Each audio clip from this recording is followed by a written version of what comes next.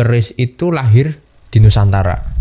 Ya. Ya, yang mana dan setelah saya baca tuh keris itu gak hanya di Jawa loh. Jika keris digunakan dengan sandangan warangka model Ladrang Surakarta, itu wibawone, ya maksud Jawane Wibawa. berwibawa sekali nih kerisnya nih, karena ladrangnya itu besar. Tidak bisa kita menggunakan warangka Solo, tapi dedernya pakem Jogja. Nah itu nggak bisa. Nggak bisa ya. Nggak matching. Karena tidak semua orang berani untuk pegang keris, dan tidak semua orang mau pegang keris. Itu kan mirisnya di sana sebenarnya.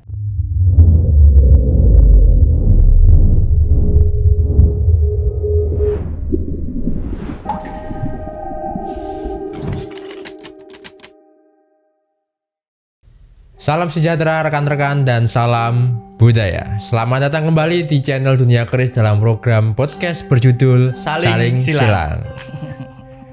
Ya, di episode kedua kali ini ya, kita akan membahas soal keris atau tradisi keris di beberapa daerah.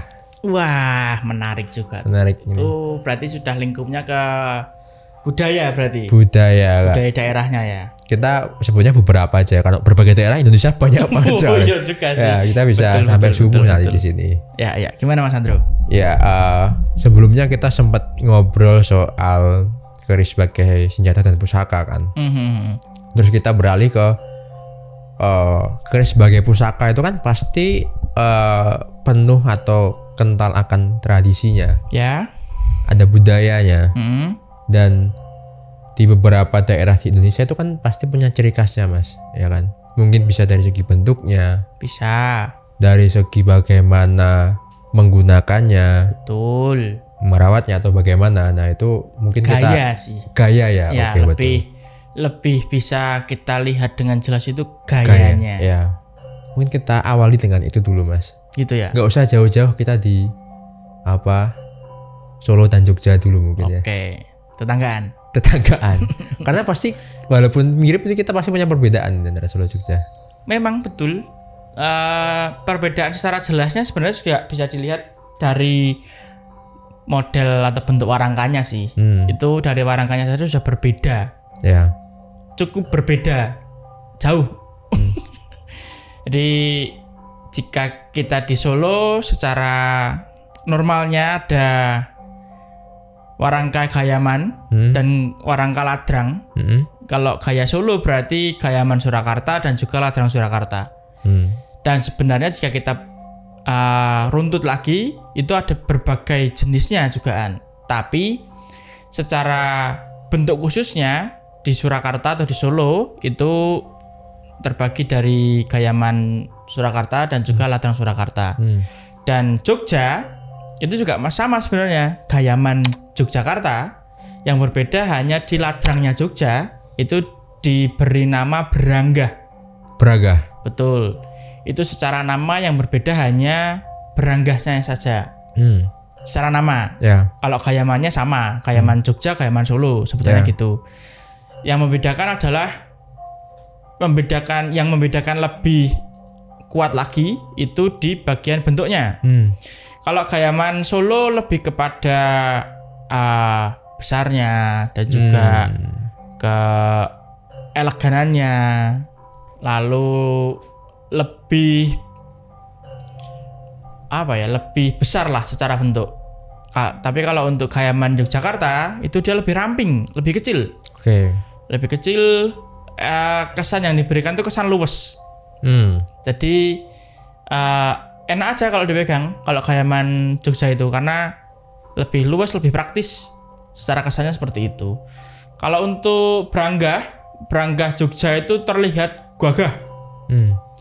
Jika keris digunakan dengan sandangan warangka model Ladrang Surakarta, itu wibawone, ya maksud Jawane Wibawa. Berwibawa sekali nih kerisnya nih, karena ladrangnya itu besar. Ladrangnya besar, dia lebih panjang dan juga ada bentuk yang menyerupai gelung wayangnya itu pada bagian depan, lalu ngacir pada bagian belakang. Nah, itu Ladrang Surakarta. Dan seperti yang saya sebutkan di awal bahwa jika diruntut lagi, jika diperdalam lagi bentuknya ada banyak banget stylenya. Nah, sedangkan untuk yang di Ladrang Jogja atau Branggah sebutannya, itu dia tidak banyak masih sama dengan ukurannya kecil. Ya. Lebih kecil daripada Ladrang Surakarta, tetapi secara bentuk dia lebih tidak banyak. Gimana cara saya menggambarkan? Nanti mungkin bisa dibantu dengan visual.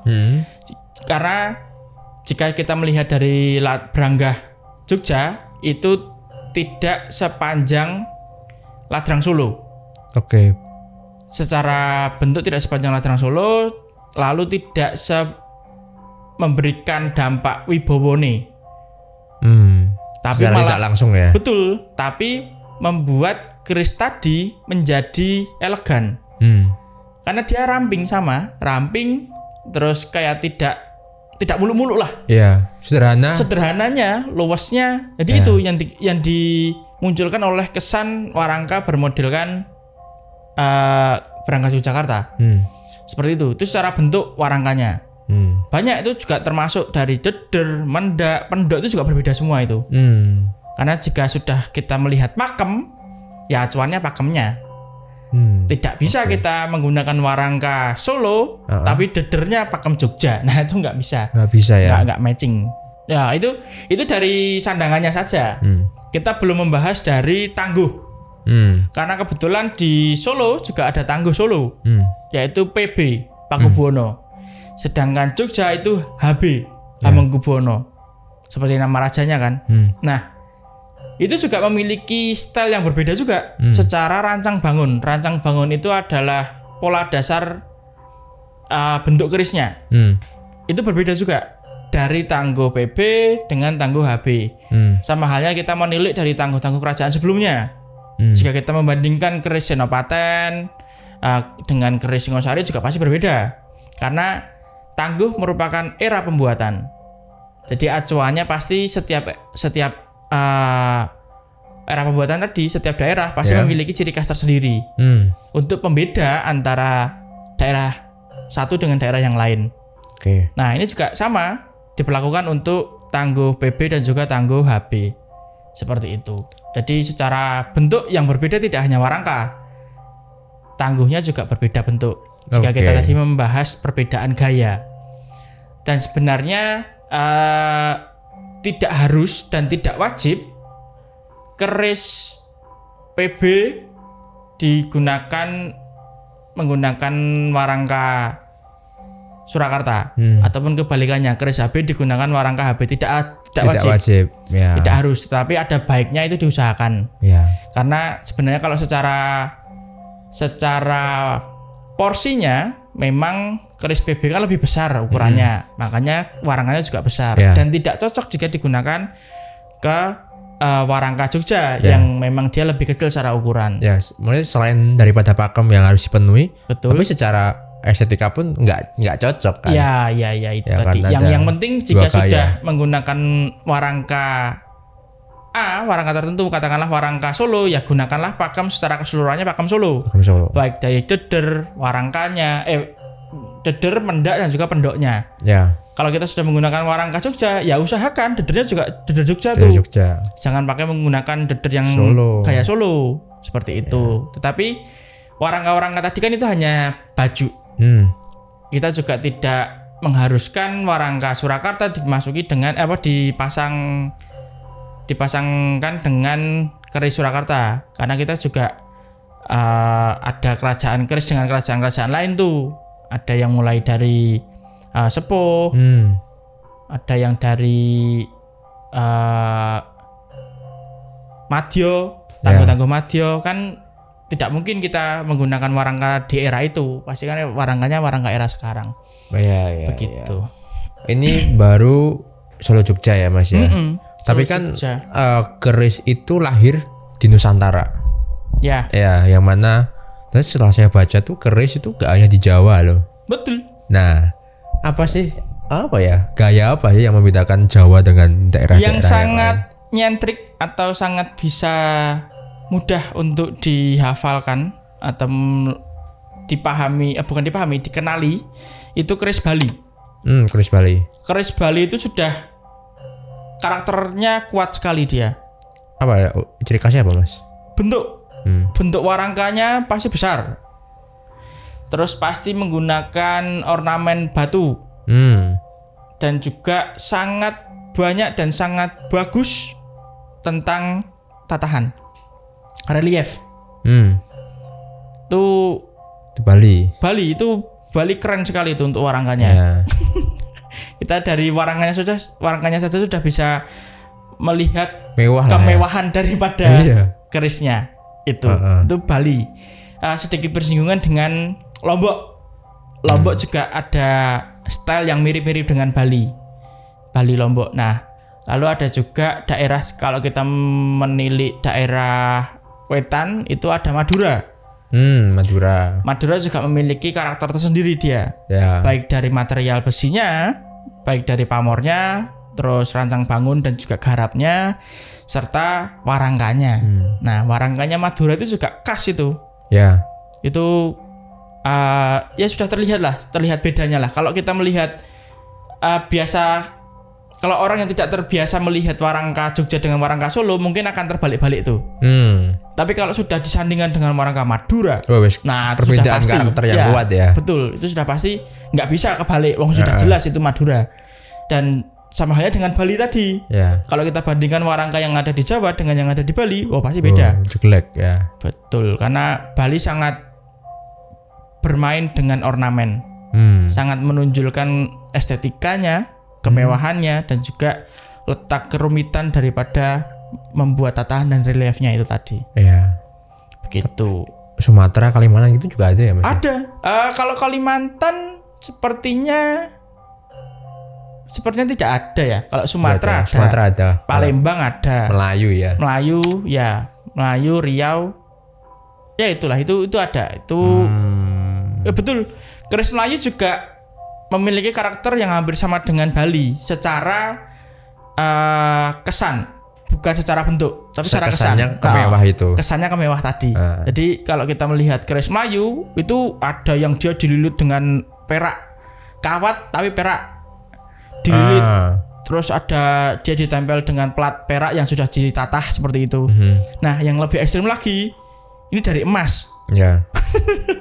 Itu dililit dari bawah sampai setengah, habis itu ditempel dengan plat emas yang ditatah. Lalu pada bagian pelokan atau pada bagian atasnya itu dari gading. Itu Melayu sangat bermain seperti itu modelannya. Sekali, makanya secara kesan mirip seperti Bali. Jadi nek basa Jawa niki jor-joran nih, totalitas ya. Itu belum buka kerisnya loh itu. Itu hanya dari warangkanya saja. Ekstrim, sudahan. Begitu Mas Andrew. Kalau di Solo, balik lagi ke Solo ya Mas ya. Di Solo kan juga ada tradisi kirab pusaka dalem ya Mas. Betul. Setiap satu suro ya. Ada kirab pusaka dalem yang mana ternyata di Kasunanan sama Mangkunegaran pun ritualnya berbeda gitu. Maksudnya enggak bersamaan gitu. Kita tidak melakukan ritual bareng-bareng, ternyata Mangkunegaran punya ritualnya sendiri. Betul. Kasunanan punya ritualnya sendiri. Biasanya waktunya beriringan itu. Antara Mangkunegaran, biasanya sih yang kerap terjadi adalah Mangkunegaran dulu kirap, baru nanti yang Kasunanan. Setahu saya dulu tuh Mangkunegaran enggak keliling keluar Mangkunegaran kan Mas? Dulu. Iya kan? Dulu. Tapi akhir-akhir ini sekarang sudah mulai keluar, ada kirap Mangkunegaran. Oke, itu. Terus beberapa waktu yang lalu saya juga sempat baca-baca di artikel sosmed lah Mas. Ada di daerah NTT atau Nusa Tenggara mana ya itu? Ada tradisi Compo Sampari.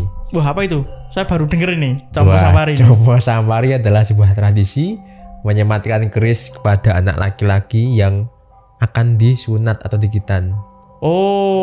Jadi nilainya apa? Nilainya ageman berarti? Fungsinya itu untuk memberikan kesan apa ya, kamu setelah ini akan jadi seorang pria sejati. Oh, kesatria nih. Kesatria. Simbol kesatrianya mengemban tugas keris ya? berat sebagai seorang pria ya. Keris sebagai peganganmu. Oh gitu. Itu di daerah NTT atau NTB tadi ya? Nusa Tenggara. Combo Sampari. Menarik ya Mas. Keren ternyata itu keren itu. Saya baca itu terus ternyata keris tidak hanya di Jawa. Ya betul. Tapi kalau di Jawa sendiri sebenarnya keris itu sudah menjadi kewajiban yang harus dimiliki oleh seorang laki-laki di Jawa loh ya. Iya, saya pernah dengar itu juga Mas. Karena itu masuk ke dalam apa ya?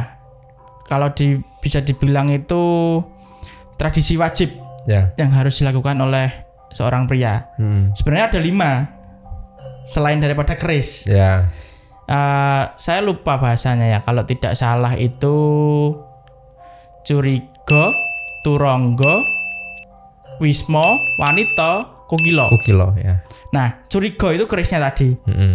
Lalu kalau kita melihat dari arti Turangga itu yang dimaksud adalah kuda. Yang simbolnya ada banyak itu. Ada setiap penjelasan ini tadi, setiap yang saya sebutkan tadi itu ada penjelasannya sebenarnya. Jadi Turangga, lalu yang ketiga adalah Wisma. Wisma itu ya berarti rumah atau tempat bernaung lah. Ya. Yang keempat adalah wanita. Seperti layaknya seorang laki-laki yang harus memiliki pasangan. Lalu yang terakhir adalah Kukila. Burung. Betul. Wih, tahu ya aku ya. Nah itu adalah hal wajib atau sudah menjadi tradisi yang harus dilakukan oleh seorang pria Jawa. Tetapi seiring berjalannya waktu itu juga mengalami degradasi kan. Dan tentunya bagi panjenengan yang ingin memiliki kelima ini kan juga tidak mudah. Tidak mudah. Itu harus ada kerja keras, upaya, niat, pengorbanan. Betul. Nah itu tadi. Jadi sebenarnya tidak masalah. Yang penting jika panjenengan ada niat untuk memenuhi kelima ini tadi ya semangat pokoknya. Semangat. Karena itu jadi cita-cita juga gitu. Betul, jadi motivasi. Betul. Karena saya diberikan masukan ke orang tua juga, punya keris itu kewajibannya orang Jawa loh. Terutama pria. Setiap pria harus punya keris. Betul. Gitu. Makanya kita harus kerja keras supaya dapat. Betul. Iya. Yang penting jangan dipaksakan. Kembali lagi kepada nilai, jika hal yang dipaksakan itu juga akan berbuah tidak baik. Betul. Jadi ya kalau memang sudah ada niat ke sana, amanah ke sana, ya sudah, flow aja. Tetap diusahakan dan diupayakan, tetapi jangan dipaksakan. Seperti itu. Ya, terus aku nyambung masih ke tradisi Jawa, pria yang mana di pernikahan Jawa, tradisi Jawa itu kan pasti para pria menggunakan keris ya Mas ya. Ya, yang ditaruh di belakang kan? Di belakang, betul. Dan fun fact-nya disengkelit. Fun fact-nya itu atau fakta uniknya itu ternyata kerisnya itu kosong. Bukan kosong Mas, isi. Tapi seng. Soalnya dulu pas saya kecil tuh, wah itu takut banget tuh megang itu. Ternyata pas sudah beranjak dewasa tuh, ternyata dalamnya nggak asli keris. Betul. Nah itu ada apa ya faktanya nggak sih Mas, apa gitu uniknya apa atau syaratnya apa? Sama seperti yang jenengan rasakan waktu kecil, ada rasa takut kan? Rasa takut. Nah itu nilai atau bisa dibilang faktor utama karena tidak semua orang berani untuk pegang keris dan tidak semua orang mau pegang keris. Itu kan mirisnya di sana sebenarnya. Karena mungkin sudah termakan dengan stigma yang negatif tentang keris, sudah termakan atau sudah terdoktrin dari kecil bahwa keris itu menyeramkan, mistis segala macamnya. Jadi tidak banyak orang mau dan tidak banyak orang suka memegang keris yang benar-benar keris pada di saat upacara pernikahan atau acara pernikahan lah. Karena bisa dibilang pernikahan itu sebuah hal yang serius ini, sakral, serius ini. Ya. Jadi kalau sudah ada penolakan perihal keris yang sesungguhan tadi, lah jadi semakin tidak tenang dia kan. Itu faktor utama yang saya tahu. Tapi di luar daripada itu juga sebenarnya jika ada pengantin mempelai pria yang sudah hendak menikah dan memilih sebuah keris untuk dipasangkan di saat dia menikah, itu sebenarnya masuk ke dalam doa. Oke. Jadi dia harus benar-benar memilih kerisnya, dia harus benar-benar paham tentang kerisnya, dia harus benar-benar menyatu dengan kerisnya. Ya. Itu, dan tidak semua orang paham, tidak semua orang terutama pria mendalami tentang hal ini. Jadi untuk simpelnya, di luar sana para WO itu, wedding organizer segala macam, atau tempat penyewaan busana adat, nah itu lebih memilih ya udah simpelnya aja, keris hanya sebagai simbolis bentuknya. Ya. Tapi untuk isinya ya terserah. Mau diisi apa, mau diisi hanya pring, bambu, atau diisi seng, terserah. Itu untuk simpelnya dan untuk mungkin meminimalisir resiko. Tapi jika si seorang mempelai pria ataupun kerabat dari mempelai pria tadi mengetahui tentang adat, istilah adatnya, pasti sudah ada pendampingan tentang hal itu. Jadi sudah ada sudah ada pendalaman tentang ya kamu harus memilih dulu kerisnya sebelum kamu pakai untuk acara pernikahan. Kembali lagi, acara pernikahan adalah sifatnya sakral. Dan juga memang itu serius. Ya. Sekali seumur hidup. Gitu. Jadi apa yang akan kita bawa dalam pernikahan, di dalam kehidupan kita setelah menikah, itu juga ada pengaruhnya dari keris yang kita pilih. Nah, jadi dipercaya seperti itu. Oke. Begitu. Oke. Seharusnya sudah menjawab itu seharusnya. Sudah. Kayaknya sampai di sini aja episode kedua ini, Mas. Mantap. Karena ini secara luas ya ini, tidak hanya sebatas kerisnya saja ini sudah. Betul. Jadi walaupun kita bahasnya secara garis besar tradisi kan terlalu banyak, kita batasi sekian. Tapi kalau rekan-rekan sekalian punya topik unik terkait tradisi keris di daerahmu, bisa share aja ke komen. Siapa tahu kita bisa kulik di episode selanjutnya. Betul. Ya, cukup mantap. Cukup sekian episode kali ini. Sampai jumpa di episode selanjutnya. Yang muda, yang berbudaya. Salam Rahayu.